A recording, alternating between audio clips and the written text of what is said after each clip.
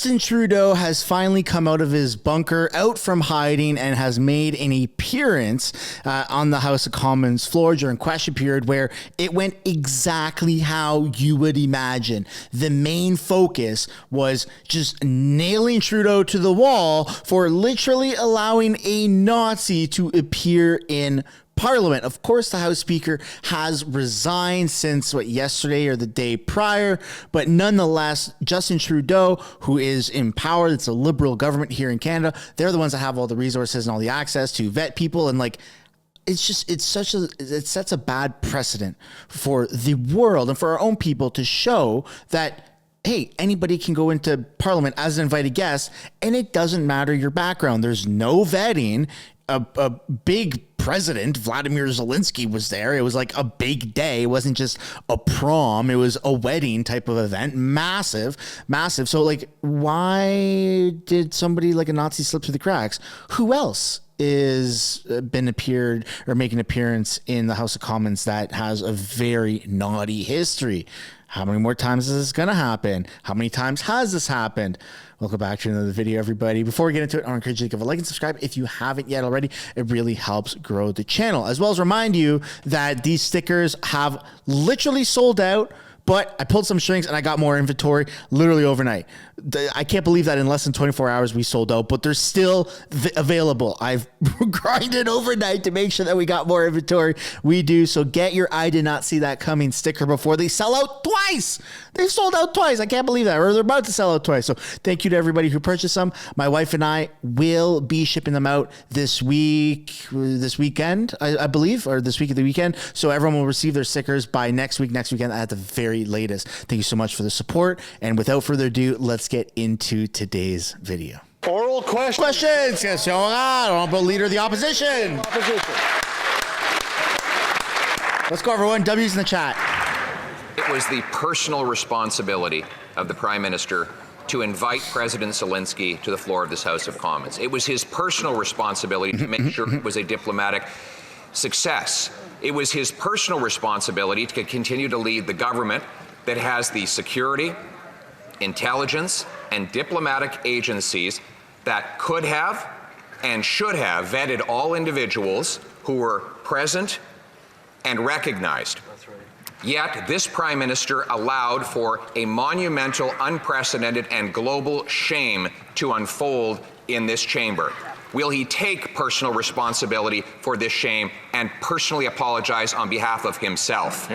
Whoa! Let's hear it, Trudy. Let's go. On behalf of all of us in this House, I would like to present unreserved... Nah, not all of you. You. ...on Friday, and to President Zelensky and the Ukrainian delegation for the position they were put in. For all of us who were present to have unknowingly recognized this individual was a terrible mistake and a violation of the memory of those who suffered grievously at the hands of the Nazi regime. Let's go, Pierre. Let's go, Pierre. Let's go, Pierre. The Honourable Leader of the Official Opposition. Did the Prime Minister's national security, intelligence, or diplomatic officials vet the names of the people that the Prime Minister allowed within mere feet of President Zelensky? Ooh. Sure. Mr. Speaker, the privilege and responsibilities and rights of parliamentarians are sacrosanct, and that the Leader of the Opposition would be suggesting that any visitor to this House should be vetted by the government of the day is actually a grievous attack on the rights and privileges. Oh, he's the victim! If the Leader of the Opposition or the Speaker or anyone wants our intelligence agencies to vet any of their guests, he's the more than victim! happy to do that in respect of parliamentary rights. The Honourable Leader of the... I can't believe it! The Prime Minister has just said that he allowed the president of a war-torn country, who is perhaps the biggest target of false propaganda and of potential assassinations, to be surrounded by hundreds of people who had not been vetted for their security background, their potential risks that they present, or in this case, the massive diplomatic disasters that they could have brought to that event. Is he really saying that he did absolutely nothing to protect the Ukrainian president from all of those many risks? Oh, mon Dieu, on the contraire, mon frère. Speaker, the facts are well known here. The Speaker issued the invitation, delivered the recognition, and has taken full responsibility. The Leader of the Opposition knows that not one parliamentarian was aware, but the truth does not matter to this Leader of the Opposition. He distorts, misleads, aims to confuse, all for partisan gain. It's all he knows how to do. You invited a Nazi! The Honourable Leader of the Official Opposition. Mr. Speaker, again, he deflects blame and responsibility for his personal failings. It is the duty of the Prime Minister to protect our diplomatic reputation. It was therefore his duty to ensure that his diplomatic, intelligence, and security forces ensured there was no one who could potentially present a danger either to the reputation or to the physical safety of the people present at such a massive international event. Right. But today, he said he did none of those things, and instead, after he found out about it, he hid in his cottage for 3 days. Is that what it means to take responsibility for this Prime Minister? Oh! The Right Honourable Prime Minister. Speaker, we all know how many years the Leader of the Opposition has served in this House, and we can surely remember all the times he has stood up to defend the honour, the rights, the privileges of parliamentarians. And yet now, in order to make partisan attacks, he is proposing that the government of the day have the ability to vet and oversee the rights of parliamentarians and indeed of the Speaker to include people in this House, to invite them into this House. I know that the Leader of the Opposition used to have more respect for Parliament than that, but he's busy making a partisan attack. Actually, the Speaker's Parliamentary Protective Service reports to the RCMP, which reports to the Prime Minister. So the Prime Minister says that his National Police Agency did Order. I can't hear the question, so I want to be able to hear the question. I want to be able to hear the answer, of course, as well. The Honourable Leader of the Official Opposition. Maybe back up and start again. RCMP reports to the Public Safety Minister, who reports to the Prime Minister. And that Prime Minister is now saying that when he has foreign heads of state here, that terrorists, assassins, convicted murderers would all be allowed to just walk right into the building and be present within mere feet of a potential assassination target. As invited guests. Another head of state to come back to this place. The Right Honourable Prime Minister. Mr. Speaker, for someone who prides himself on having spent as many years in this Parliament as the Leader of the Opposition has, having been Minister of Democratic Institutions, albeit under Stephen Harper, to demonstrate such little knowledge and respect for how Parliament functions in order to make a partisan attack is truly disgraceful, Mr. Speaker. The fact of the matter is he's trying his best to spin it. For the principles and values that make our democracy strong, even as and even because we stand with Ukraine. The Honourable With Nazis, apparently. This is a Prime Minister who, though he says he forgot to vet the people who were recognized during the President's visit, remembered to tell members of his caucus to pull out their phones and tape record other members of Parliament during the speech in order to make Liberal Party attack ads, Mr. Speaker. Oh, he's talking about that loser Mark. But back to the question, is he really saying to future visits of foreign heads of state that he would have no problem letting in terrorists, assassins, or convicted criminals to be within mere feet of that foreign head of state? Yes or no? The Right Honourable Prime Minister.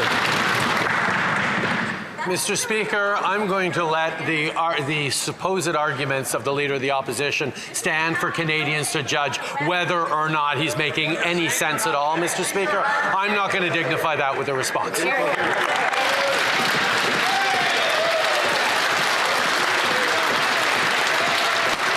You're not going to answer if you're going to allow criminals to enter Parliament? Yesterday, a report was released that indicated that 7 million Canadians are struggling with the cost of groceries. This is after 2 years where this Liberal government has allowed greedy CEOs to exploit Canadians and jack up the price of their groceries. Now, only after the Liberals are falling behind in the polls are they making a show, but it's not good enough. Will the Liberals get serious about taking on greedy CEOs and support our bill that will bring down the cost of food? I think we're a little bit more concerned today about Nazis in Parliament. Grocery bills are way too high. That's why we're taking immediate action. We've called in the top CEOs to Ottawa to discuss how they can make groceries more affordable. Should they fail to show results, their inaction will have consequences. Moving forward on competition reforms, because we know that increased competition is good for consumers, we will, Mr. Speaker, always stand up for Canadians. The Prime Minister was too frightened to get up and answer my last question, so I'll ask it again. Now saying that anybody can walk in and be within feet of a foreign head of state when they address a joint session of the Canadian Parliament. Yeah. That is crazy because staff members of MPs actually have to have their fingerprints taken and have background checks just to walk in these buildings. Yeah. But is the Prime Minister really telling foreign heads of state that when they come here, there is no vetting whatsoever of the hundreds of people that would come within mere feet of them while they're here?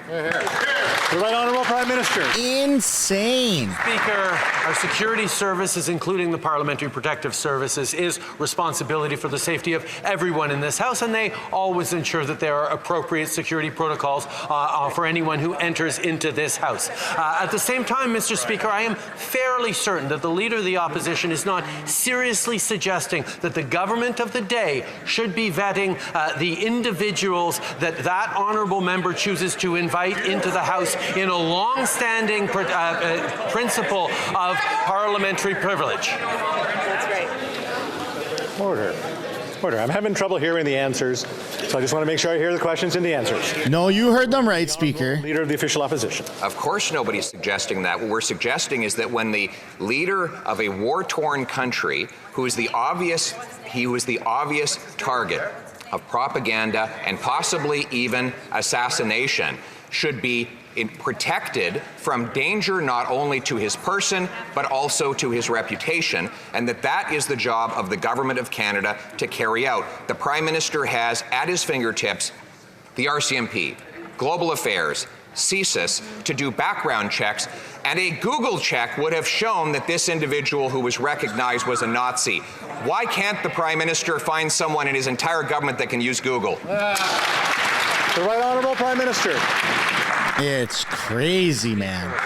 As the former Speaker highlighted, no parliamentarian knew the name or the identity of the person he welcomed to this House and recognized. And that is why he apologized and has stepped down from his position. Right. Mr. Speaker, it is extremely important that all of us continue to stand with Volodymyr Zelensky and the people of Ukraine, continue to stand against Russia, including against their propaganda and disinformation. Canada will be there with Ukraine for as long as it takes, with as much as it takes, and I hope all members of this House continue to stand together on that. He's made that clear already. The Leader of the Official Opposition. It would have taken a mere phone call for the Prime Minister's diplomatic, intelligence, or police services to get the names of all of those who were approved to enter into this building. It would have taken a day of vetting for them to perform Google and other intelligence background searches on those individuals. So let's take it to another president. We had President Biden here. Is he really claiming that no one in either the presidential administration south of the border or in the Canadian government's security establishment looked at the background of the hundreds of people who were in the building when the president was addressing this House? Whoa! Drop an L in chat for Trudeau. He is stuck. Every single day in this House, the security and safety of everyone in this House is top of mind for all the professionals in the PPS and You had a Nazi! Obviously not. and services. And the security of visiting dignitaries and presidents like President Biden or President Zelensky is always something taken extremely seriously and will continue to be. The Honourable Leader of the Official Opposition. Mr. Speaker, the Prime Minister is responsible for state visits. Foreign heads of states come here. They expect that they will be protected not only against security threats, but against massive global-scale embarrassments and shames like the one he allowed to unfold before Canadians. So, will the Prime Minister commit to personally calling President Zelensky and apologizing for his personal failure to vet those who were present and recognized on the floor of the House of Commons? Yes or no? And then also he should resign. Speaker, I will note that to this day, the Leader of the Official Opposition has not apologized for having had 3 MPs, including one of them who is still part of his Christine Anderson. sit down to dine with a far-right German politician a number of months ago. No recognition, no apologies, no consequences for those 3 MPs who engaged with He took the bait. right German politician. Trudeau took the bait. If the Leader of the Opposition wants the government to help him vet those his MPs meet with, we'd be more than happy to give him some better advice. Oh, he took the bait. Let's go, Pierre. The Prime Minister claims that his government has nothing to do with security for a state visit in this chamber. But this is the agreement that your office signed with the RCMP. The RCMP will lead integrated security operations throughout the parliamentary precinct and on the grounds of Parliament Hill. So his police agency, which reports to his public safety minister, is responsible for the security and therefore, by necessity, the vetting of anyone who comes within just 10 or 20 feet of a foreign head of state that is an obvious target of assassination. So, will the Prime Minister take responsibility for this massive security and diplomatic meltdown that happened under his watch? The Right Honourable Prime Minister. Mr. Speaker, Mention Christine Anderson one more time. Protective Services And Pierre's going to lose it. are engaged and have ensured the safety and the physical safety of everyone in this room. But I would actually suggest and would like, perhaps, when the Leader of the Opposition gets up again, could he say the name Volodymyr Zelensky and actually speak about Ukraine? We'd very much like to hear that for once from the Leader of the Opposition. Whoa, Trudeau's clapping back. The Honourable Leader of the Official Opposition. He'd been listening and not hiding. He would have heard me mention President Zelensky many times, in particular, the damage that he's caused President Zelensky. The question was about the RCMP vetting. Nobody's suggesting that the 98-year-old Nazi was a security threat, but had he been vetted, even with a Google search, it would have been known that he was a Nazi, and this massive, unprecedented global embarrassment might have been avoided. It is the responsibility of the police service of the Prime Minister's government. Why didn't the Prime Minister ensure that his police services were doing their jobs?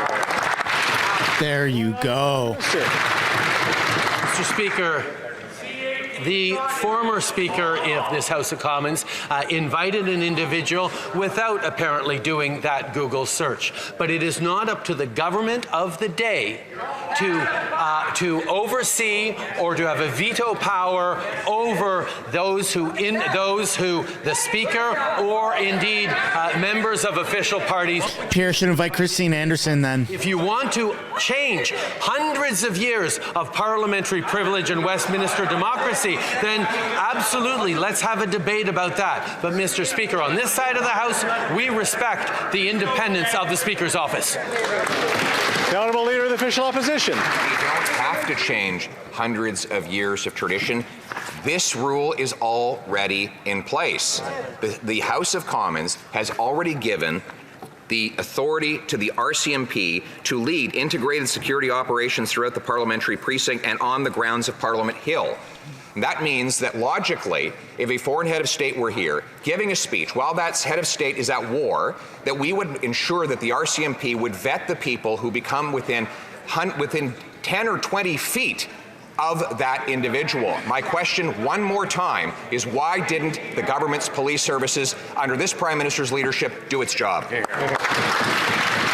Right Honourable Prime Minister. Mr. Speaker, the hardworking women and men of the Parliamentary Protective Services ensured the safety of everyone in this room by thoroughly clearing through metal detectors and security everyone who came into this room. Mr. Speaker, when it comes to the respect for the independence and the authority of the Speaker, this government, Mr. Speaker, will continue to respect the independence of the Speaker's office and therefore the responsibility of the Speaker in this matter. Mr. Speaker, the Prime Minister has finally come out of hiding from his cottage, but he still follows his old practice of failing to take responsibility. Right. It reminds us when he was caught dressing up in racist costumes so many times. There it is. He said everyone else needed to learn from his personal racist misconduct. When he broke the law to help a Liberal-linked company avoid prosecution for stealing from the poorest people in Africa, he blamed his Attorney General and fired her. When he doubled housing costs, he said housing is not his job. Mr. Speaker, when will he start taking ownership for his failures and apologize for them all? Yeah. The Right Honourable Prime Minister. He's yet to do that once. Mr. Speaker, while the Leader of the Opposition concentrates on personal attacks on me, I will stay Irresponsible, dumbass. building more affordable housing. What a coward. Things like the grocery benefit, on delivering childcare at $10 a day right across the country over the objections of conservatives, of delivering a dental benefit for families who can't afford to send their kids to the dentist, something again conservatives voted against. Mr. Speaker, we will continue to stay focused on fighting for Canadians while the Leader of the Opposition fights with everyone around him.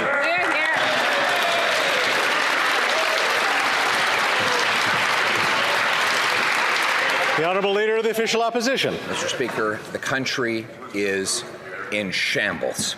Interest rates are rising faster than any time in monetary history, but he doesn't think of monetary policy. Housing costs have doubled, but housing's not his job. We have the lowest growth since the Great Depression, but he doesn't know what growth is. 3 million people live in poverty. 250,000 are homeless. 7 million can't feed themselves. Violent shootings have doubled. 36,000 overdose deaths since he took office, and our country's reputation is in shambles. Yeah. The guy who caused this nightmare finally take responsibility for it. Time to resign, buddy. Canadians are feeling the impact of rising prices across the country, including on things like groceries and housing. That's why we're taking immediate action to increase the pressure on CEOs to ensure groceries are affordable. We're supporting small businesses by extending the term loan repayment deadline. And we're increasing the construction of apartments by removing the GST.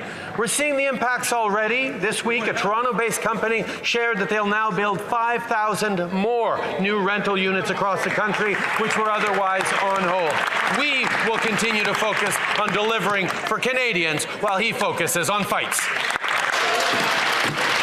Thanks so much for making it to the end of the video. If you want to support the channel financially, you can do so by checking out the merch shop linked right up there. Or if you want to do something for free, which is also absolutely acceptable and highly encouraged, you can subscribe right there. If you want to continue watching videos like this, you can do so by clicking or tapping right there to watch the next upcoming video. And if you want to watch a little bit of different content, but also Canadian stuff, you can do so by clicking right up there. That's my second channel, House of Canada, also known as the House of Commons Highlights. Thanks Thanks so much for watching. I look forward to seeing you in the next video.